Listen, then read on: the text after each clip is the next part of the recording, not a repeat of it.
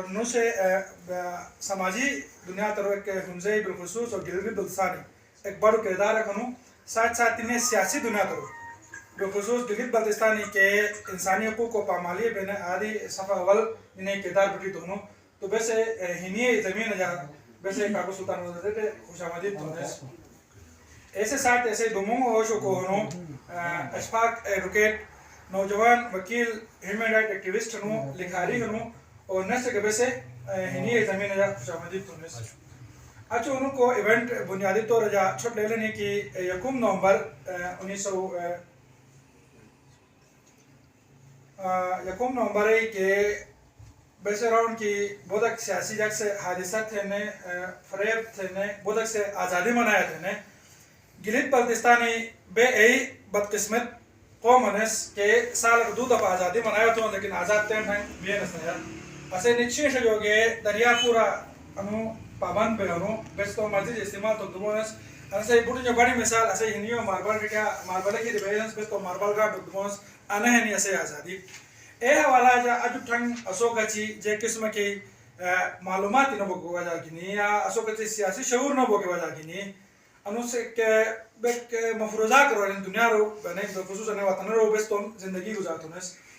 بحیثیت سیاسی پارٹی بحیثیت سیاسی ورکر انے سے بیسے ذمہ داری اور فرض سمجھاتی ہے اس کی اسے نے عوام اٹھے ایک آگاہی مہم گتون بیسے ایشو بیسڈ کہ پولیٹکس ہے تو ایسا مجھا ہمیشہ وطنی ہر دکھ درد رو اسے نے پارٹی کھڑا بھی نہیں اور اسے خاص گئے سی کہ ایسا نہ کچھ نہیں البتہ شعور اور آگاہی ایک مہم کا بیسے تھے کہ پروگرام کے سلسلہ کے شروع تھی نس اے حوالہ جا میں سے گزارش ہم ایسے کاکو سلطان مدد کرتے ہیں کہ انوتیا رجیک بھی سی کہ واقعات بھی سی یکم نومبر ہی ایسے حوالہ جانے سے ایک بڑا گرفت ہنو مصنف ہنو لکھاری ہنو تو بیسے گزارش تو ایسے کامریڈ سلطان مدد صاحب اٹھے کی بغاوت گلگت میں جا گلگت سکاؤٹی ایک اہم کردار رکھسو اور جے کس میں کردار بٹی تو سو گلگت سکاؤٹ جے کسی ایسے اسوٹ اور نے ایسے یعنی خطا گانی جگ وطن تو اینو کرو تھے تو تم رائے چھڑے گو چاپا چھڑے گو تو گزارش ہماری یہ ہوگی کہ ابھی کیونکہ پارٹیسپینٹ ملٹیپل لنگوسٹک آئے ہیں تو آپ اردو میں ہی آپ آگے کنٹینیو کریں ان میں ساتھی بھی آئے ہیں نا شناسہ میں نہیں آئے ہیں ہم سب لوگ کریں مکس کریں بلے مکس کریں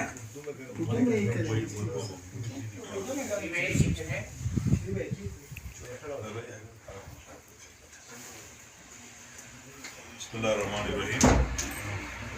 محترم AWP کے رہنما اور اس خطے کے بہادر سپوت بابا جان صاحب ہمارے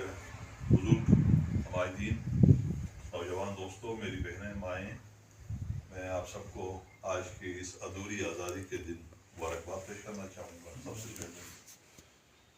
آج کا دن جیسے ہمارے دوست رحیم صاحب نے کہا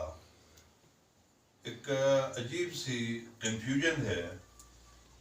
کہ ہم ایک طرف آزادی بھی مناتے ہیں خوشی بھی مناتے ہیں اور دوسری طرف پھر ہم شکایت بھی کرتے ہیں کہ ہمیں آزادی حاصل نہیں ہے تو ہوا کیا اس دن کیا واقعی آزاد ہوئے تھے یا نہیں ہوئے تھے اور اگر نہیں ہوئے ہیں تو اس کی کیا وجوہات ہیں اس پر ٹاپک پہ دوستوں نے مجھ سے کہا کہ اظہار خیال کریں تو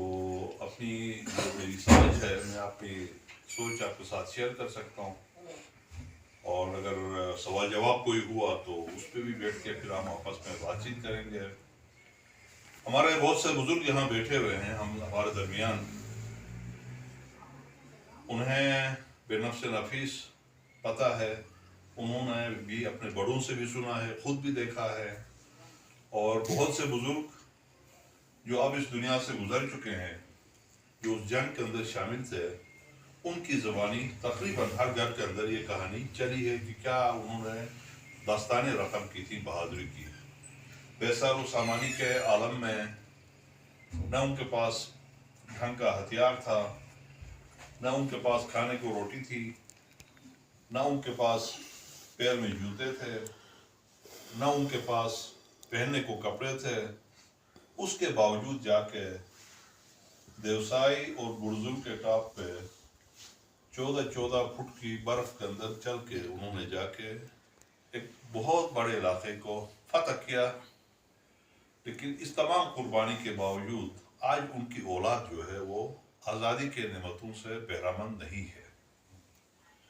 سب سے پہلی چیز تو یہ ہے کہ آزادی خود کیا چیز ہے؟ آزادی ہم کسے کہیں؟ کیا ہر وہ شخص جو کپڑا پہن سکتا ہے، کھانا کھاتا ہے، بھوکا نہیں سوتا، اور اس کے سر پہ اگر چھت ہے تو وہ کیا آزاد ہے؟ یا اس کے علاوہ بھی کوئی چیز ہوتی ہے آزادی؟ تو بنیادی طور پہ دیکھا جائے تو یہ جو چیزیں کہیں میں نے گزارش کی ہیں وہ حیوانی خصوصیات ہیں جو انسان کے اندر بھی ہیں اور حیوانوں کے اندر ہیں۔ تمام جتنی زندہ اشیاء ہیں ان سب کے اندر وہ بنیادی لوازمات ہیں جس کو ہم بایولوجیکل ریکوائرمنٹس کہتے ہیں، یا زندہ رہنے کی جو ضروریات ہے وہ تو ہم پوری کرتے ہیں، کوئی شک نہیں ہے۔ وہ ہمارے مویشی ہیں، ان کی بھی ہم پوری کرتے ہیں، ان کو ہم چارہ دیتے ہیں، کوشش ہوتی ہے کہ اچھا چارہ دیں، ان کو تھوڑا سا گڑو بھی پلائیں تاکہ تھوڑا سا موٹا بھی ہو جائے، اس کی صحت بھی زیادہ بنے، دودھ بھی صحیح دے۔ اچھا پھر اس کے لیے ہم گھاس سردیوں کے لیے جمع کرتے ہیں، پتے سارے اب گرنے والے ہیں، یہ سارے ہم جمع کرتے ہیں۔ تو بھوکا تو ان کو بھی نہیں رکھتے، ان کے بھی چھت بناتے ہیں، چھت کے نیچے رکھتے ہیں، برف میں بارش میں وہ بھیگے نہیں۔ گرمیوں میں ہم ان کو لے کے چراگاہ میں لے جاتے ہیں، پہاڑوں میں چھوڑتے ہیں۔ تو ان سے زیادہ فرق یہاں پہ نہیں آیا ہے۔ فرق اس لیے نہیں آیا کہ فرق جو باقی انسانوں اور باقی حیوانوں میں ہے وہ انسان کے شعور کے ساتھ، اس کے عقل کے ساتھ، اس کے قوت فیصلہ کے ساتھ تعلق اس کا ہوتا ہے۔ ہر وہ انسان جو اپنے فیصلے خود کرنے میں آزاد ہے، اختیار رکھتا ہے، اپنا مقدر اس کا اپنے ہاتھ میں ہے، کسی اور کے دست نگر نہیں ہے، وہ انسان آزاد ہے۔ اور ہر وہ انسان جس کے فیصلہ دوسرے کرتے ہیں وہ اپنے فیصلے کرنے کا اگر اختیار نہیں رکھتا ہے، اپنے فیصلے پہ، اپنی قسمت پہ اس کو قدرت حاصل نہیں ہے، تو وہ انسان آزاد نہیں ہے۔ جب وہ آزاد نہیں ہے تو اس کو ہم سیاسی زبان میں کیا کہیں گے؟ غلام کہیں گے۔ اور اس غلامی کے نظام کو اگر ہم، یہ تو ایک انسان کی بات ہوئی کہ ایک انسان کس طرح آزاد ہے یا نہیں ہے، اسی طرح سے قوموں کا ہوتا ہے۔ اگر کوئی قوم اپنے مستقبل کے فیصلے، اپنے حال کے فیصلے خود سے نہیں کر سکتی ہے تو وہ آزاد نہیں ہوتی، اور وہ ایسی غیر آزاد اقوام کو ہم غلام اقوام کہیں گے، ان کو ہم کالونیز کہیں گے۔ انگریزی زبان میں جو لفظ استعمال ہوتا ہے کالونیل سسٹم جس کو کہا جاتا ہے، یا جو استعماریت کہا جاتا ہے، وہ یہی ہوتا ہے کہ ایک قوم جاتی ہے، دوسری قوم پہ قابض ہوتی ہے، اور ان کے فیصلے اس کے ہاتھ میں ہوتے ہیں، وہ خود اپنی سرزمین پہ اپنے فیصلے نہیں کر سکتے۔ تو یہ دیکھا جائے تو 1 نومبر کے بعد ہماری وہ حالت تبدیل نہیں ہوئی۔ اس وقت تو فیصلے کوئی اور کر رہے تھے، اس کے بعد بھی فیصلے کوئی اور کر رہے ہیں۔ آج ہم 2024 میں ہیں، تو اب بھی ہمارے ہاتھ میں ہمارے فیصلے کرنے کے اختیار نہیں ہے۔ تو اس لحاظ سے یہ ہماری آزادی ادھوری رہ گئی۔ اور اس حوالے سے پھر بہت سے دوست ہمارے یہ سوال کرتے ہیں کہ جب ہم آزاد نہیں ہوئے ہیں تو ہم کس خوشی میں یہاں پہ شادیانے بجائیں، ہم تماشا کریں، ناچیں گائیں اور جناب والی آزادی کی خوشیاں منائیں۔ یہ ہمارا یوم آزادی نہیں ہے۔ ایک اس کی گزارش میں یوں کروں گا کہ آزادی کی اس جدوجہد کو پھر تو کہیں کچھ ہوا نا، اس کے ساتھ کوئی سازش ہوئی ہے۔ وہ جو سازش ہوئی جس نے آج بھی ہمیں غلام بنا کے رکھا، جس سازش نے، اس کو آج ہمیں میرا خیال ہے سمجھنے کی ضرورت ہے۔ جو آج جس نظام میں ہم رہتے ہیں اس کے اندر وہ پیوست ہے سارے کا سارا۔ تو میں یہ عرض کرنا چاہوں گا کہ تھوڑا سا تاریخی پس منظر، میں تفصیل میں لمبی تو نہیں جاؤں گا۔ یہ آپ سب جانتے ہیں، ہم ہنزا کی سرزمین پہ یہاں پہ ہنزا والے بیٹھے ہوئے ہیں، ہمارے دوست مورخ ہیں، ان کو خود تاریخ، مجھ سے بہتر تاریخ کا علم ہے رکیٹ صاحب کو۔ 1891 میں جب ہنزا کو انگریزوں نے فتح کیا تو مجھے شنام اس لفظ کا ترجمہ صحیح طرح نہیں کر سکتا میں، لیکن برو شخص کی میں دنیا گلم گوس کہتے تھے.